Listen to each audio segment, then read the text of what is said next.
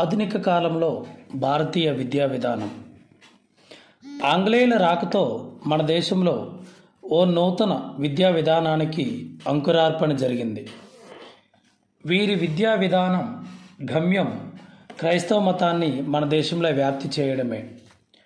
ఆధునిక కాలంలో మన విద్యా విధానాన్ని రెండు రకాలుగా విభజించారు. ఒకటి, స్వతంత్రానికి పూర్వం బ్రిటిష్ వారి పరిపాలనా కాలంలో స్వతంత్రానంతర భారతీయ విద్యా విధానం. స్వాతంత్ర్యానికి పూర్వం బ్రిటిష్ వారి పరిపాలనా కాలంలో విద్యా విధానం ఎలా ఉండేది అనేది ఒకసారి చూద్దాం. ఒకవైపు ముస్లిం విద్యా విధానంలో భాగంగా మక్తబులు విస్తరిస్తూ ఉంటే స్వదేశీ విద్యా విధానం కూడా వికేంద్రీకరించబడి పాఠశాలలు, అగ్రహారాలు బెంగాల్లో టోలో రూపంలో అమలులో ఉండేవి. ఈ కాలంలో 1498లో వాస్కోడిగామా అనే నావికుడు మన దేశంలో అడుగుపెట్టిన నాటి నుంచి పోర్చుగీస్ వారు, డచ్ వారు, ఫ్రెంచ్ వారు, ఆంగ్లేయులు మన దేశంలోకి రావడం ప్రారంభించారు. యూరోపియన్ల రాక ప్రధానంగా వ్యాపార వాణిజ్యాలకే మొదట పరిమితమైన కాలక్రమంలో మహమ్మదీయ రాజ్యాలు బలహీనపడడం వల్ల యూరోపియన్లలో ప్రధానంగా ఆంగ్లేయులు తమ రాజ్యాన్ని స్థాపించడానికి ప్రయత్నించి సఫలమయ్యారు. వీరి రాకతో ఓ నూతన విద్యా విధానానికి మన దేశంలో అంకురార్పణ జరిగింది. వీరి విద్యా విధాన గమ్యం క్రైస్తవ మతాన్ని మన దేశంలో వ్యాప్తి చేయడమే. క్రైస్తవ మిషనరీలు ఈస్ట్ ఇండియా కంపెనీ ఆధ్వర్యంలో ప్రాథమిక పాఠశాలల స్థాపనతో పాటు దేశ భాషలలోకి క్రైస్తవ మత గ్రంథం బైబిల్ను అనువదించడం జరిగింది. కేవలం మతావసరాలకే ఉద్దేశించిన ఈ విద్యా విధానాన్ని తర్వాత కాలంలో ఈస్ట్ ఇండియా కంపెనీ రాజకీయ కారణాలతో ఉపసంహరించుకొని మత తటస్థ ప్రాతిపదికగా తన విద్యా విధానంలో మార్పు తెచ్చింది. ఈస్ట్ ఇండియా కంపెనీ ఆధ్వర్యంలో 1715లో మద్రాసులో, 1718లో బొంబాయిలో, 1731లో కలకత్తాలో, ఆ తర్వాత తంజావూరు, కాన్పూరు మొదలైన చోట్ల ఆంగ్లేయులైన సైనికుల కోసం, ఆంగ్లో ఇండియన్ కుటుంబాల పిల్లల కోసం పాఠశాలలు స్థాపించబడ్డాయి. ఈ పాఠశాలల్లో 3 ఆర్లతో పాటు క్రైస్తవ మత విశ్వాసాలను బోధించేవారు. జర్మనీ మిషనరీ అయిన స్కావర్జ్ మద్రాస్ ప్రావిన్స్లో స్వదేశీ విద్య కోసం 2 పాఠశాలను ప్రారంభించారు. 18వ శతాబ్ది మధ్యకాలానికి ఇంగ్లీష్ పాఠశాలల స్థాపన ప్రారంభమై వాటిలో ఆంగ్లం, గణితం, తమిళంతో పాటు క్రైస్తవ మత విశ్వాసాల బోధన జరిగింది.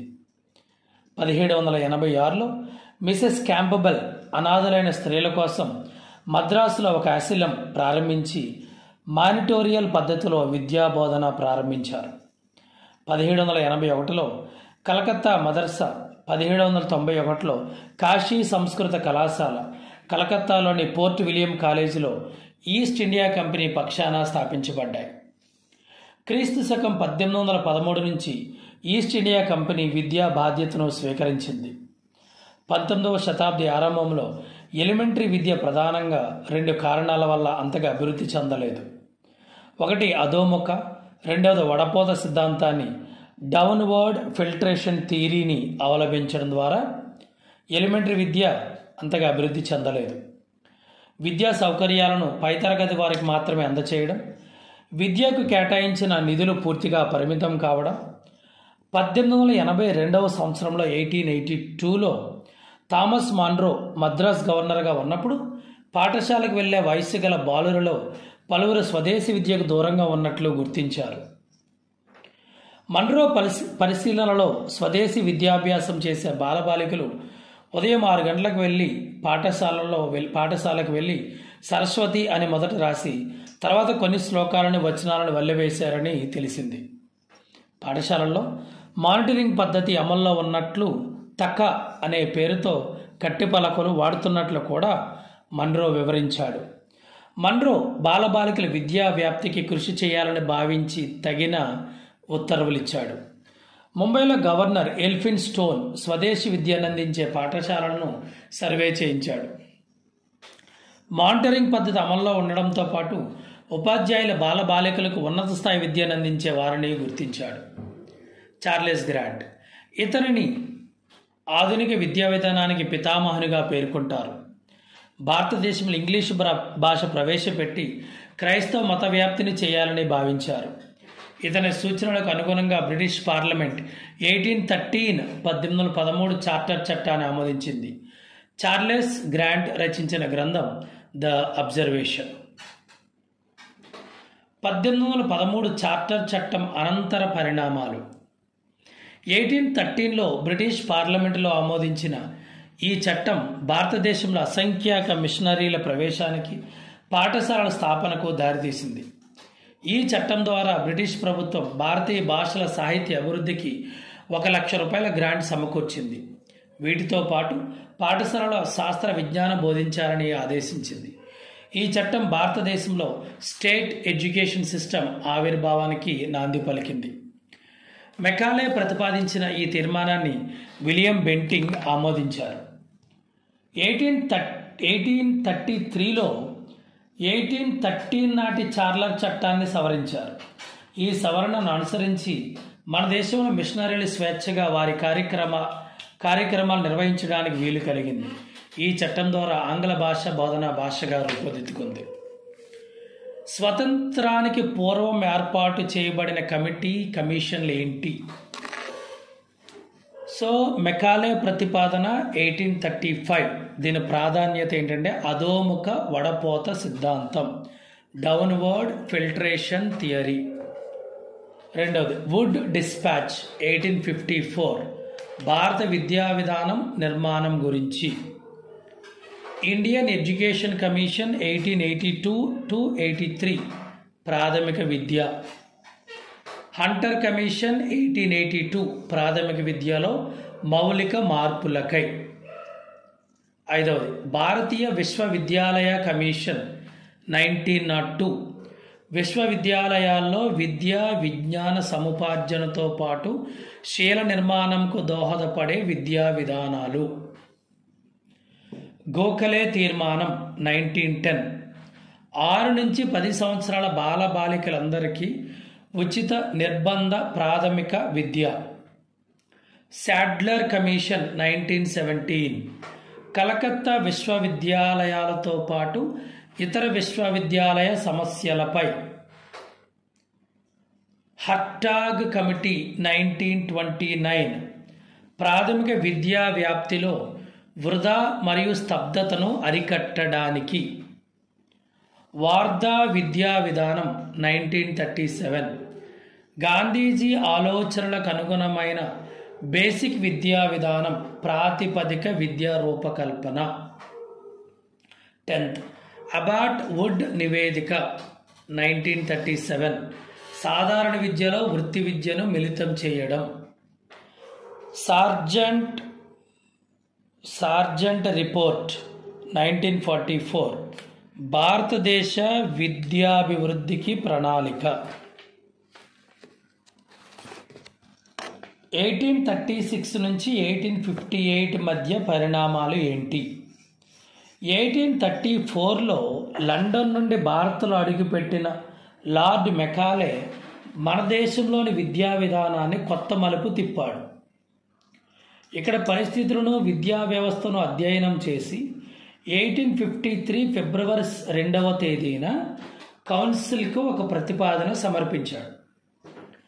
ఈ ప్రతిపాదన ప్రకారం బ్రిటిష్ ప్రభుత్వం సమకూర్చే విద్యా వ్యాప్తికి ఉద్దేశించిన నిధులను కేవలం ఆంగ్ల భాష, విజ్ఞాన శాస్త్రాల వ్యాప్తికి మాత్రమే ఉపయోగించాలి, దేశ భాషల వ్యాప్తికి వీటిని ఉపయోగించరాదని పేర్కొన్నాడు. దేశీయ విద్యా సంస్థల ఓరియంటల్ స్కూల్స్ను మూసివేయాలని పేర్కొన్నాడు. ఆంగ్ల మాధ్యమాన్ని ప్రోత్సహిస్తూ a single shelf of a good European literature was worth the whole native literature of India and Asia. ఫలితంగా దేశీయ విద్యా సంస్థలను పూర్తిగా కుంగదీశాయి. ఫలితంగా ఆంగ్ల భాషా మాధ్యమ పాఠశాలలు ప్రారంభమయ్యాయి. 1854 నుంచి 1882 మధ్య జరిగిన పరిణామాలు. 1814 నుంచి 1882 మధ్య జరిగిన పరిణామాలు. 1854 నుంచి మన దేశ విద్యా విధానం భారతీయతను ఇండియనైజేషన్ సంతరించుకోవడం ప్రారంభించింది. మద్రాస్, బెంగాల్, బొంబాయిలలో ప్రాంతీయ ప్రభుత్వాలు ప్రాథమిక పాఠశాలను ప్రారంభించాయి. ఆగ్రా ప్రాంతంలో హలక్ బందీ పాఠశాలలు స్థాపించబడ్డాయి. 1882 నాటికి మన దేశంలో 82,916 ప్రాథమిక పాఠశాలల్లో 21 లక్షల మంది విద్యార్థులు నమోదైనట్లు పిఎల్ రావత్ అభిప్రాయపడ్డారు. వుడ్స్ నివేదిక 1854. మెకాలే ప్రతిపాదనల్ని అనుసరించి 1844 గవర్నర్ జనరల్ లార్డ్ హోర్డింగ్ ఉద్యోగావకాశాలను కేవలం ఆంగ్ల భాషను అభ్యసించిన భారతీయులకు మాత్రమే ఇవ్వాలని ఆదేశించారు. ఫలితంగా ప్రభుత్వ ఉద్యోగాలపై ఆధారపడే మధ్య ఉన్నత కులాల్లో ఇంగ్లీష్ పాఠశాలలపై మోజు పెరిగింది. ఈ విధంగా 1852 వరకు ఆంగ్ల మాధ్యమిక పాఠశాలల సంఖ్య గణనీయంగా పెరిగింది. ఒక విధంగా దేశీయ పాఠశాలలు నిరాదరించబడి మూసివేత దిశలో సాగాయి. ఈ విధంగా 1854 నాటికి అనేక మార్పులు చేర్పులు వచ్చి విద్యా విధానాన్ని పునః పరిశీలన చేయవలసిన అవసరం ఏర్పడడంతో ఈస్ట్ ఇండియా కంపెనీ డైరెక్టర్ల బోర్డు అధ్యక్షుడైన చార్లెస్ వుడ్ను మార్గదర్శక సూత్రాలను సూచించవలసిందిగా కోరడం జరిగింది. పర్యవసానంగా వుడ్ నివేదికను సమర్పించాడు. ఇందులో అంశాలు ఇలా ఉన్నాయి. మొదటిది, భారతీయ విద్యా వ్యాప్తికి బ్రిటిష్ ప్రభుత్వం బాధ్యత వహించాలి. 2, విద్య లక్ష్యం భారతీయులను ప్రభుత్వానికి కేవలం సేవకులుగా, దుబాసీలుగా రూపొందించడమే కాకుండా భారతీయుల ప్రజ్ఞను, నైతిక విలువలను పెంచుతూ కంపెనీ అభివృద్ధిని పరచడానికి తోడ్పడాలి. 3, ఆంగ్ల భాషను కేవలం అభిరుచి, జిజ్ఞాస, భాషా జ్ఞానం కలవారికి మాత్రమే బోధించాలి. మిగతా విద్యార్థులు విజ్ఞానాన్ని తమ మాతృభాషలో నేర్చుకోవచ్చు. 4, ప్రతి రాష్ట్రంలో విద్యా వ్యవహారాలను క్రమబద్ధంగా నిర్వహించడానికి తగిన సమర్థవంతమైన సిబ్బందితో విద్యాశాఖలు ఏర్పాటు చేసి ప్రజా విద్యా నిర్దేశాధికారిని నియమించాలి. 5, కేంద్ర రాష్ట్ర ప్రభుత్వాలు విశ్వవిద్యాలయాలను స్థాపించాలి. కలకత్తా, బొంబాయి, మద్రాస్ నగరాలు విశ్వవిద్యాలయ కేంద్రాలకు ఎంపిక చేసి వాటికి అనుబంధ కళాశాలల పర్యవేక్షణ, అభివృద్ధి, విద్యా ప్రమాణాలు కాపాడటం. 6, విద్యాలయాల్లో మత బోధనపై తటస్థ విధానం పాటించాలి. 7, బాలిక, స్త్రీ విద్యనందించే సంస్థలకు, వ్యక్తులకు ప్రోత్సాహం కల్పించాలి. 8, ఉపాధ్యాయ శిక్షణాలయాల ఆవశ్యకత స్థాపనకు కృషి చేయాలి. 9, ప్రైవేటు సంస్థలకు విద్యాలయాలు స్థాపించడానికి తగిన ప్రోత్సాహం, సహాయక గ్రాంట్లు మంజూరు చేయాలి. 10, విద్యను ప్రాథమిక, మాధ్యమిక, ఉన్నత కళాశాల స్థాయిలు, విశ్వవిద్యాలయ స్థాయిలుగా మొదలైన వాటిలో నిర్ణీతమైన శ్రేణులలో విభజించి బోధించడం, నిర్వహించడం. మరి వుడ్ నివేదిక ఫలితాలు ఏంటి? భారతదేశ చరిత్రలో వుడ్ నివేదిక ప్రముఖ స్థానం వహించి అనేక కీలక మార్పులకు కారణభూతమైంది. కాబట్టి ఆధునిక భారతీయ విద్యా విధానానికి వుడ్స్ని పితామహుడిగా పేర్కొనవచ్చు. ఉపాధ్యాయ శిక్షణ ప్రాముఖ్యాన్ని, మాతృభాషను బోధనా భాషగా కంపెనీ ప్రభుత్వం నిర్లక్ష్యం చేసింది, కానీ విశ్వవిద్యాలయాల అవసరం గుర్తించింది. 1817లో అంటే 1857లో పాశ్చాత్య విద్యా విధానంలో మద్రాస్ విశ్వవిద్యాలయం, కలకత్తా విశ్వవిద్యాలయం, బొంబాయి విశ్వవిద్యాలయాలు నెలకొల్పబడిన తొలి భారతీయ పాశ్చాత్య విధానపు విశ్వవిద్యాలయాలు. మరి స్త్రీ విద్య సాధనలో భారత్ కొంత ముందడుగు వేసింది. ఆనాడు ఇంగ్లాండ్లో 1878 వరకు స్త్రీ విద్యార్హత నిషేధించడం జరిగింది. విశ్వవిద్యాలయాల ప్రవేశ అర్హత పరీక్షలు రాయడానికి వీలు లేదు. ఇంగ్లాండ్ కంటే ముందుగా కలకత్తా విశ్వవిద్యాలయంలో 1877లోనే ప్రవేశార్హత కల్పించి స్త్రీ విద్యను సాధించారు. చంద్రముఖి బసు అనే తొలి భారతీయ మహిళ పట్టభద్రురాలైంది. ప్రజలు చైతన్యం, జ్ఞానార్జనాలతో అభివృద్ధి చెందడంతో విద్యార్థుల సంఖ్య, విద్యాలయాల సంఖ్య పెరిగింది. దీనివల్ల పరిపాలనా సమస్యలు క్లిష్టతరమయ్యాయి. 1857 తరువాత ప్రభుత్వ పరిపాలన ఈస్ట్ ఇండియా కంపెనీ నుంచి బ్రిటిష్ రాజు చేతికి మారింది. ఫలితంగా అనేక పరిపాలనాపరమైన మార్పులు దేశంలో చోటు చేసుకున్నాయి. 1871లో విద్యాశాఖ నిర్వహణ బాధ్యతను పూర్తిగా రాష్ట్ర ప్రభుత్వాలకు అప్పజెప్పడం జరిగింది. ఈ సంస్థలకు ప్రజల నుంచి విద్యా పన్ను వసూలు చేయడానికి అవకాశం కల్పించడం జరిగింది. Hunter commission 1882 1882. ఈ కమిషన్ను లార్డ్ రిప్పన్ 1882 ఫిబ్రవరి 3న హంటర్ అధ్యక్షతన మొదట విద్యా కమిషన్ను ఏర్పాటు చేశారు. ఈ కమిషన్ 1854 నాటి వుడ్స్ డిస్పాచ్ అమలైన తీరును సమీక్షించి భారతదేశానికి ఒక విద్యా విధానాన్ని సిఫారసు చేయడానికి ఉద్దేశించినవి. దీని ప్రధాన ఉద్దేశం ప్రాథమిక విద్యలో మౌలిక మార్పులు తీసుకురావడం. ఈ కమిషన్ అనుసరించి 1. స్వదేశీయులు స్థాపించి నడిపిస్తున్న విద్యా సంస్థలను ప్రోత్సహించడం. 2. ప్రజా బాహుల్యానికి ప్రాథమిక విద్యనందించే ఏర్పాటు చేయడం. 3. మాతృభాష మాధ్యమంలోనే విద్యాబోధన చేయడం. 4. జిల్లా మున్సిపల్ విద్యా బోర్డులను ఏర్పాటు చేయడం. 5. విద్యా బోర్డుల ప్రాథమిక పాఠశాలలకు అవసరమైన విధులు సమకూర్చే బాధ్యత తీసుకోవడం. సెకండరీ పాఠశాలలు, ఉన్నత విద్యా సంస్థల ఏర్పాటును కూడా కమిషన్ సిఫార్సు చేసింది. ప్రైవేటు సంస్థలు నిర్వహిస్తున్న విద్యా సంస్థలకు ప్రభుత్వం సాయం అందించాలని నొక్కి చెప్పింది. ఈ కమిషన్ ప్రభావంతో ఉన్నత విద్యా సంస్థలు ప్రారంభించబడ్డాయి. ఈ కమిషన్ను తొలి భారతీయ విద్యా కమిషన్ అని కూడా అంటారు.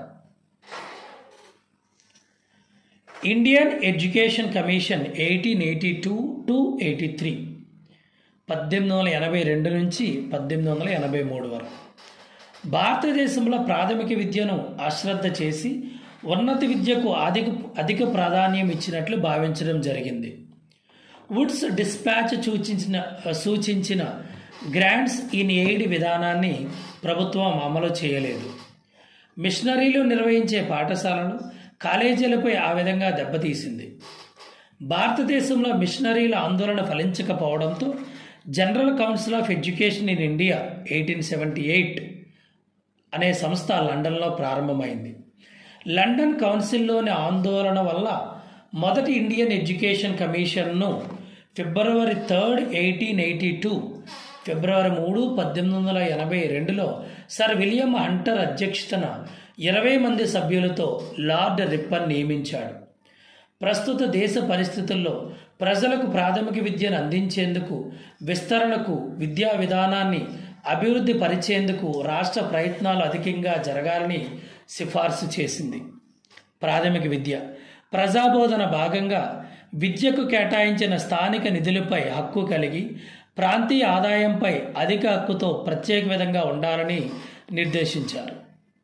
ప్రభుత్వం లేదా ఎయిడెడ్ సాధారణ పాఠశాలల స్థానిక సదుపాయాలన్నీ ప్రతి ఇన్స్పెక్టర్ తన విభాగంలో అందేటట్లు చూడాలని మేము సిఫారసు చేస్తున్నాం అని ఈ కమిషన్ సూచించింది. భారత పాఠశాలల్లో వాడుతున్న పాఠ్య పుస్తకాల పరిశీలన కోసం ఏర్పాటు చేసిన కమిటీ 1887లో ఇది వివిధ పాఠశాలల్లోని పాఠ్యాంశాలు, పాఠ్యపుస్తకాలు క్షుణ్ణంగా పరిశీలించిన మొట్టమొదటి కమిటీ.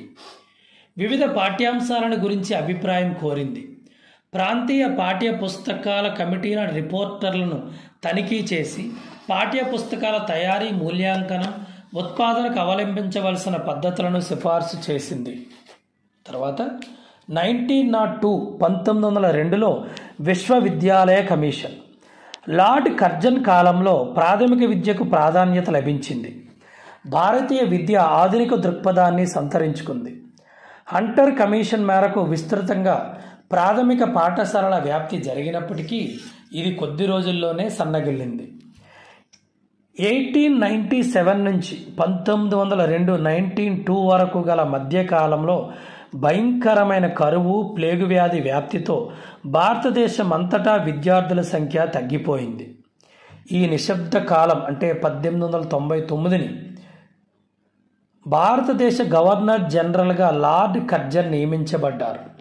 సహజంగానే పరిపాలనలోనే మౌలిక మార్పులు తీసుకురావాలనే ఆశయం కలిగిన వ్యక్తి కావడం వల్ల భారతీయ పరిస్థితికి అనుకూలమైన విద్యను అందించే మార్పులు తీసుకురావడానికి విశ్వవిద్యాలయ కమిషన్ను 1902లో ఏర్పాటు చేశాడు. 1902లో విశ్వవిద్యాలయాల్లో విద్యా విజ్ఞాన సముపార్జనతో పాటు శీల నిర్మాణం జరిగే విద్యా సంస్థలుగా రూపొందించాలనే ఆశయంతో అప్పటి విశ్వవిద్యాలయాల పరిస్థితుల్ని విశ్లేషించి తగిన విధానాన్ని సూచించడానికి విశ్వవిద్యాలయ కమిషన్ను నియమించారు. ఈ కమిషన్ ప్రభావం వల్ల విశ్వవిద్యాలయాలకు సెకండరీ విద్యపై ఆధిపత్యం వచ్చింది. అప్పటి వరకు విదేశాంగ శాఖలో ఉన్న విద్యాశాఖ ప్రత్యేక శాఖగా ఏర్పాటైంది. ఈ కమిటీ సూచనల మేరకు భారతీయ విశ్వవిద్యాలయాల చట్టం 1904 తీసుకురావడం జరిగింది. దీన్ని భారతీయులు వ్యతిరేకించినప్పటికీ కర్జన్లో ఎలాంటి మార్పు రాలేదు. సరికదా అతని భావాలను చట్టంగా చేశాడు. ఉన్నత విద్య ప్రధాన లక్ష్యం ఉద్యోగావకాశాలు కల్పించడమే. విద్యా లక్ష్యం సంకుచితమైందని భావించారు. ప్రభుత్వ ఉద్యోగంలో చేరని వారికి ఇతర ఉద్యోగాలకు కూడా అనర్హులుగా ప్రకటించారు. విద్య పుస్తకాలకే పరిమితమైంది. వీరు ప్రతిపాదించిన విద్యా విధానం వారి పరిపాలనకు కావలసిన ఉద్యోగులను తయారు చేయడానికి మాత్రమే పరిమితమై ప్రజ్ఞను నిర్లక్ష్యం చేయడం జరిగింది. 1905 to 1920 1905 నుంచి 1920 మధ్య కాలంలో మన దేశంలో స్వదేశీ ఉద్యమం ప్రారంభమైంది. ఈ కారణంగా మన దేశంలో జపనీస్ నమూనా విద్యా విధానం అమలు చేయాలన్న అభిప్రాయాలు వెల్లువెత్తాయి. ఈ ఉద్యమం ఫలితంగా విదేశీ వస్తు బహిష్కరణకు ప్రాధాన్యత లభించి జాతీయ విద్యా కమిషన్ ఏర్పాటుకు దారితీసింది. మింటో మార్లే సంస్కరణ 1909లో ప్రభావంతో విద్యారంగంలో మత భావనల వ్యాప్తికి అంకురార్పణ జరిగింది. 1904లో గోపాలకృష్ణ గోఖలే ప్రవేశపెట్టిన ఒక బిల్లు ఫలితంగా ప్రాథమిక విద్య నిర్బంధం చేయబడింది. గోఖలే తీర్మానం.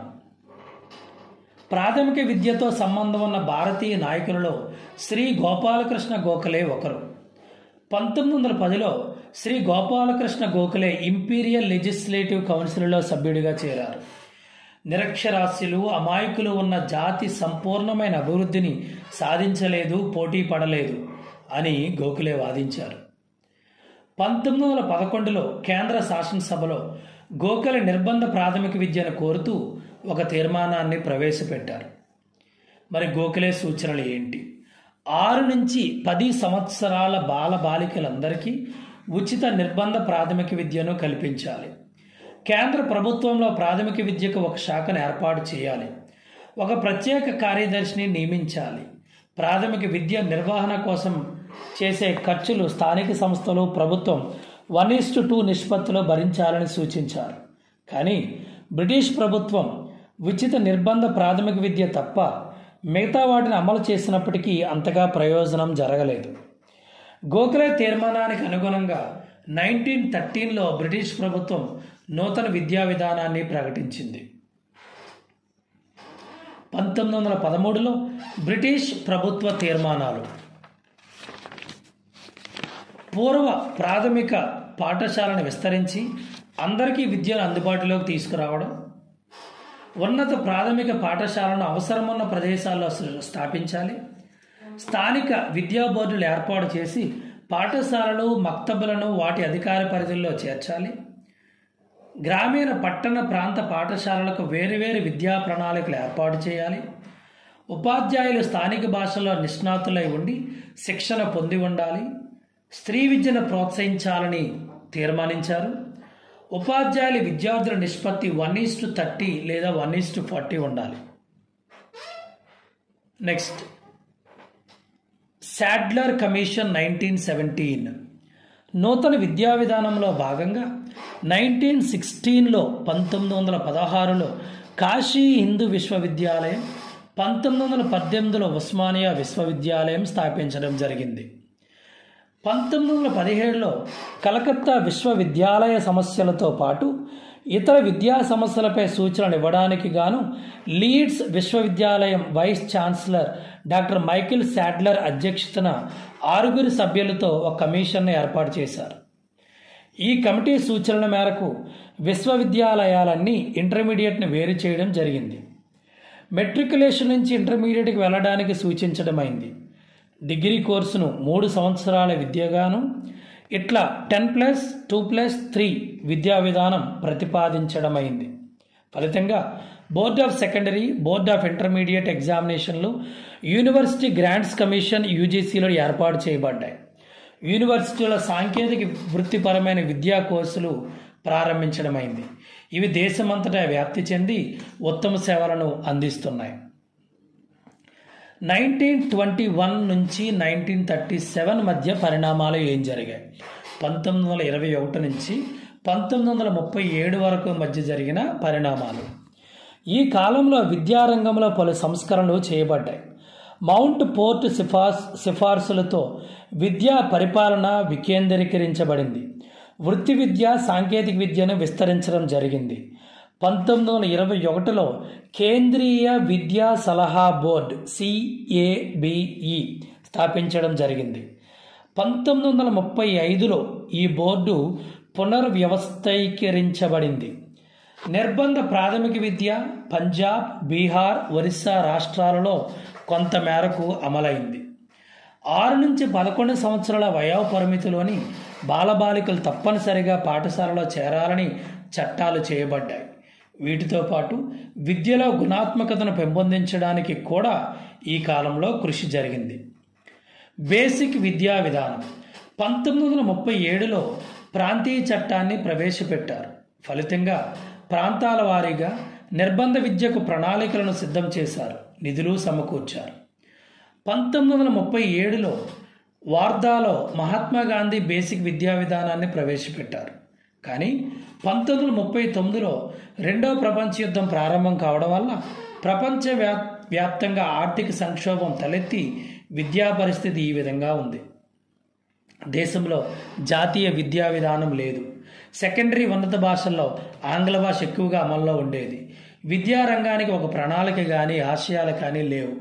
సామాజిక అవసరాలకు విద్యా లక్ష్యాలకు ఎలాంటి సంబంధం లేకుండా లక్ష్యాలు నిర్ణయించారు. భారతదేశంలో ఎటువంటి విద్యా విధానంలో ఉండాలో అనేక అంశాలను హరిజన్ మరియు యంగ్ ఇండియా పత్రికలలో మహాత్మా గాంధీ వ్యాసరూపంగా తెలియజేశారు. Hartog committee 1929.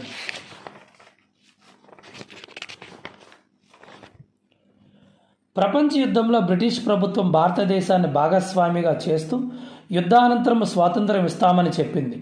యుద్ధం ముగియగానే ఆ వాగ్దానం నిలబెట్టుకోలేదు.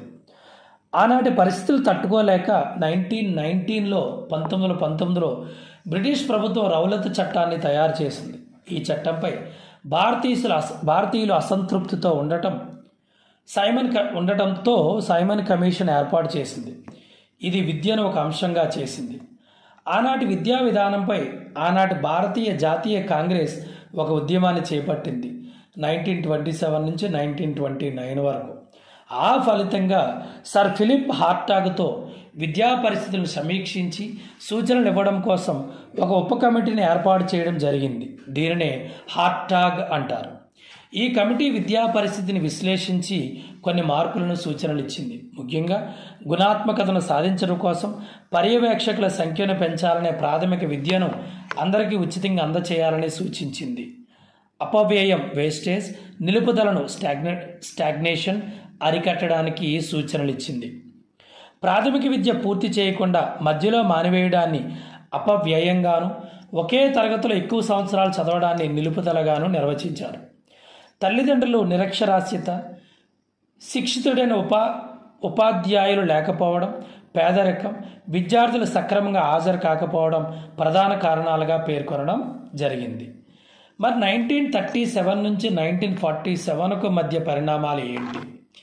ఈ కాలాన్ని భారతీయ విద్యా చరిత్రలో a decade of provincial autonomy అని వ్యవహరిస్తారు. ఈ కాలంలో చెప్పుకోదగ్గ పరిణామం వార్ధా పద్ధతి ఒక్కటే. ఈ పద్ధతి ఆ తర్వాత బేసిక్ ఎడ్యుకేషన్ ప్రాతిపదిక విద్యగా రూపాంతరం చెందింది. 1945 ప్రాంతాల్లో నయీ తాలీం అనే పేరుతో కొన్ని ప్రాంతాల్లో ఈ విధానం అమలైంది.